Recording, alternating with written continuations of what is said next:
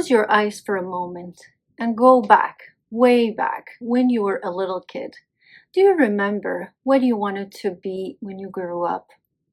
Not what your parents hoped for, not what made sense, but what you wanted to do.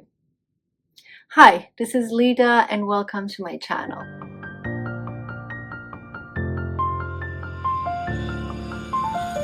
This is the very first video on my channel, Unfiltered with Lida.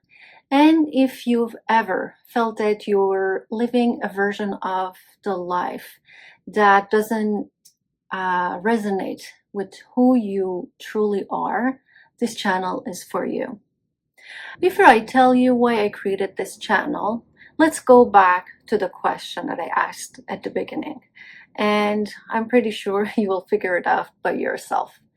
Do you remember as a kid what you wanted to be when you grew up? For some people, that is a very easy question. Yes, of course, I wanted to be a police officer. I wanted to be a teacher. I wanted to be an artist. And if you have actually become that person, congratulations, because there are not many people who can say the same. But if you don't remember, don't worry, because that's the case for most of us. As a child, I loved creating things. I loved making crafts. I loved performing. But also at school, I was very good at math. In the family that I was born, in the society that I grew up, if you're good at math, so you're probably supposed to take a more traditional and serious path. And that's what I did. I actually studied math and statistics at university, and I got my master's, and I became a university lecturer. Then about 10 years ago, I immigrated to Canada with my son and my husband, and almost nothing translated the same. I tried to find a job in education for a month. I searched, but unfortunately I couldn't. And I ended up building my career in a very different field, real estate. After a few years, from outside, everything looked fine. I had a job, I had a stability, life was moving forward. Nothing serious was going on actually. Everything looked stable. But deep down, something was missing and I was not quite satisfied. I remember one day when I was going to work, I parked my car and I was walking to the office, and a question popped in my mind. Is this what you're meant to do for the rest of your life? And more serious one, what is the meaning of your life? At first I just ignored it because it made me uncomfortable. It was messing up whatever I had built, not in real life, but in my mind, because in my mind, everything was stable, everything was fine. I didn't need a new challenge in my life after all that things, immigration, building a new career, all that. I didn't need another challenge, but the more I ignored that question, the stronger it came back. And it sat with me for a while. And around that time, I came across this book called Mastery by Robert Greene. In that book, Robert Greene talks about a concept that is called life task. What is life task? He says if you observe kids when they're very young, they actually show you signs of what fascinates them most. And most probably you could see what they would become as an adult. And that was very interesting for me. And I sat with that for a while. If everyone has a life task, if everyone is born with a passion and something that fascinates them the most, what is mine? And I tried to remember as a kid what I loved the most. The idea stayed with me for a while, and I asked myself what I really loved as a kid, what I really loved doing when I was a kid. And I remember the day that memory, that image came back very vividly. I was about 12 years old, I was sitting at my desk in my room and I was talking to an invisible audience. I remember very clearly that every day after homework, I would give lessons. I would debate on different topics. There was no audience, no camera, no mic, but it was just me and invisible crowd. And I loved it. I would do that for hours. And then I came back to the question, okay, if I really loved doing like imaginary talk shows and talking to a crowd as a kid, how I could recreate that in my adult life. And that's when the idea of creating a podcast or YouTube channel was born. The memory just came back once in a while. And the idea of creating a YouTube channel also, it came once in a while. But to be honest, I never had the courage to go for it.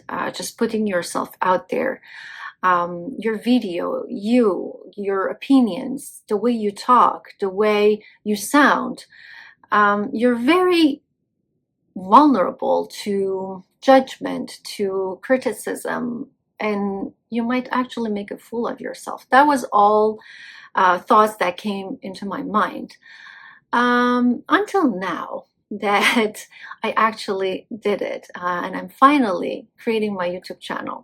Over the past few years, I wrote a book that is called You're More Than a Selfie, Escape the Comparison Trap. That book is about how to navigate life in the time of social media, and it's targeting young women and girls. For me, as an adult, social media came later on. But for the new generation, this is something that was always there.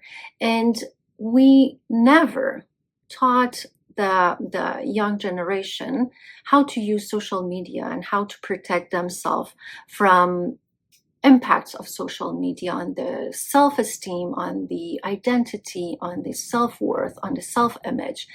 And about the time that I did that book and I was doing research for that book, there was a feeling, or mostly something like a mother instinct, that I need to do something about it. And besides the book that I wrote and whatever happened in that time, everything led me to coaching, women empowerment coach specifically. And when I thought about creating a YouTube channel and thinking about what I'm going to talk about, that was almost the very right answer. I'm going to talk about women issues, women challenges. I wanted to create a community of like-minded people who want to explore questions, who want to explore life, identity, belonging. And since I'm an immigrant woman, most probably I would look at the life events and situations from the eyes of an immigrant woman. But it does not necessarily mean that whatever I talk about on my channel is only for immigrants. On this channel, I'll be sharing my experiences. I'll bring people with real life stories, and we're going to explore different topics, because one of the most comforting things that could happen to someone who's going through a rough time is to realize that they're not alone. Whatever you're going through, the chances are someone else is experiencing similar situation. And I think that is something that I am dreaming and I'm aiming to achieve.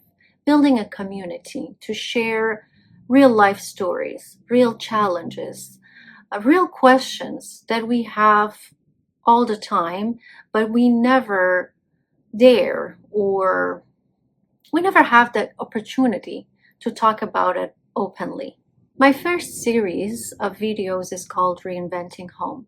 In these videos, I'm gonna share my experiences about immigration, and we'll explore the emotional and psychological journey of immigration, the challenges, the fears, the worries that comes after immigration. But if you're not an immigrant, it doesn't mean that you cannot be with us.